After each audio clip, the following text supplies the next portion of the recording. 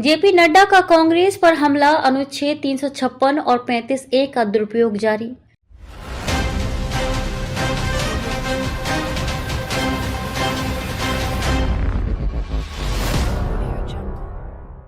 JP Nadda ने राज्यसभा में कांग्रेस पर अपने हमले को और भी तीव्र करते हुए बताया कि कांग्रेस ने अपने शासनकाल में अनुच्छेद 356 और अनुच्छेद 35(a) का इस्तेमाल अपने राजनीतिक लक्ष्यों को पूरा करने के लिए किया। उनका कहना था कि यह दोनों अनुच्छेद भारतीय लोकतंत्र और संविधान की भावना के खिलाफ थे और कांग्रेस ने इन्हें अपनी सत्ता बनाए रखने और विपक्षी दलों को कमजोर करने के हथियार के रूप में इस्तेमाल किया। इसके अलावा नड्डा ने यह भी जोर दिया कि भाजपा ने अपने शासन में इन विवादास्पद प्रावधानों को समाप्त कर एक नई दिशा में काम किया है जो भारत की एकता और अखंडता को मजबूत करने में मदद करेगा। अनुच्छेद 356 का दुरुपयोग राजनीतिक उद्देश्य की पूर्ति के लिए। जेपी नड्डा ने कांग्रेस पर आरोप लगाया कि उसने अनुच्छेद 356 का इस्तेमाल न केवल संविधान की रक्षा करने के लिए बल्कि अपने राजनीतिक उद्देश्य की पूर्ति के लिए किया। उनका कहना था कि जब किसी राज्य में कांग्रेस की सरकार नहीं होती थी तो पार्टी ने राष्ट्रपति शासन का इस्तेमाल उन राज्यों में किया जिससे राज्य की राजनीतिक स्थिति अस्थिर हो गई। इस तरह से कांग्रेस ने राज्य सरकारों को गिराने और अपनी राजनीतिक जीत सुनिश्चित करने के लिए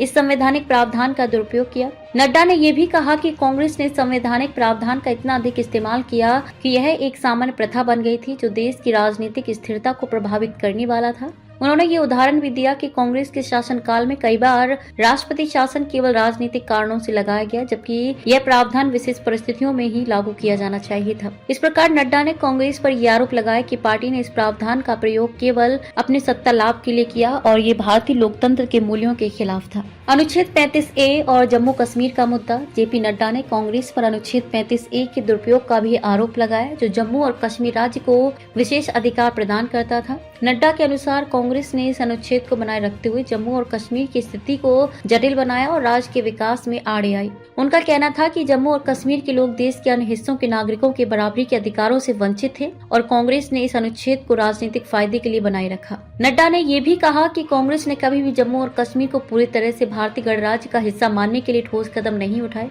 इसके बजाय कांग्रेस ने अनुच्छेद 35(a) और अनुच्छेद 370 का इस्तेमाल राज्य को विशेष दर्जा देने और केंद्र सरकार से अलग थलग रखने के लिए किया। नड्डा ने भाजपा की नीति की सराहना करते हुए कहा कि मोदी सरकार ने जम्मू कश्मीर से अनुच्छेद 370 और 35(a) को समाप्त कर राज्य को देश के अन्य हिस्सों के बराबरी के अधिकार दिए। ये कदम देश की एकता और अखंडता को मजबूत करने की दिशा में था जो कांग्रेस के समय में नजरअंदाज किया गया था। एक देश एक चुनाव के पक्ष में। जेपी नड्डा ने राज्यसभा में एक देश एक चुनाव के मुद्दे पर भी कांग्रेस की आलोचना की और इस मुद्दे पर भाजपा के रुख का समर्थन किया। उन्होंने कहा कि एक देश एक चुनाव का विचार पहले से ही देश के सामने था और अब मोदी सरकार इसे लागू करने की दिशा में कदम उठा रही है। नड्डा ने ये दावा किया कि देश में चुनावों का अलग अलग समय पर होना समय की बर्बादी और संसाधनों का अनावश्यक खर्च है। उन्होंने कहा कि एक देश एक चुनाव से न केवल देश में संसाधनों की बचत होगी बल्कि ये सरकारों को स्थिरता और निरंतरता प्रदान करने में भी मदद करेगा। नड्डा ने ये स्पष्ट किया कि कांग्रेस और अन्य विपक्षी दलों को एक देश एक चुनाव के विचार को राजनीति से ऊपर उठकर देखना चाहिए और इसके लाभों को समझना चाहिए। उन्होंने कहा कि इस प्रक्रिया के जरिए चुनावों के दौरान होने वाली भारी खर्चीली प्रक्रिया और संसाधनों की बर्बादी को रोका जा सकता है। नड्डा के अनुसार एक देश एक चुनाव की व्यवस्था से चुनावी प्रक्रिया को सरल, प्रभावी और कम खर्चीला बनाया जा सकेगा जो अंततः देश के विकास में योगदान करेगा। कांग्रेस की विफलताएं और भाजपा का दृष्टिकोण। जेपी नड्डा ने कांग्रेस को एक बड़ी विफल पार्टी के रूप में चित्रित किया और कहा कि कांग्रेस ने अपने शासनकाल में देश को कई मोर्चों पर पीछे धकेला। उन्होंने कहा कि कांग्रेस ने न केवल संवैधानिक प्रावधानों का दुरुपयोग किया बल्कि उस देश के विकास की चिंता भी नहीं थी। कांग्रेस ने हमेशा अपनी सत्ता को बनाए रखने के लिए योजनाओं और नीतियों को अपनाया जो देश के भविष्य के लिए हानिकारक साबित हुई। वहीं भाजपा की सरकार के दृष्टिकोण का उन्होंने जोरदार समर्थन किया। नड्डा ने कहा कि भाजपा सरकार ने हमेशा राष्ट्रहित को प्राथमिकता दी है। उन्होंने मोदी सरकार के तहत किए गए विभिन्न सुधारों का जिक्र किया जिनसे देश के विकास को नई दिशा मिली है। नड्डा ने यह भी कहा कि भाजपा ने हमेशा राष्ट्रीय सुरक्षा, सामाजिक न्याय और समानता के मुद्दों को सबसे ऊपर रखा है जबकि कांग्रेस ने इन मुद्दों को अनदेखा किया। जेपी नड्डा का राज्यसभा में दिया गया बयान कांग्रेस के खिलाफ उनकी तीव्र आलोचना का प्रतीक था।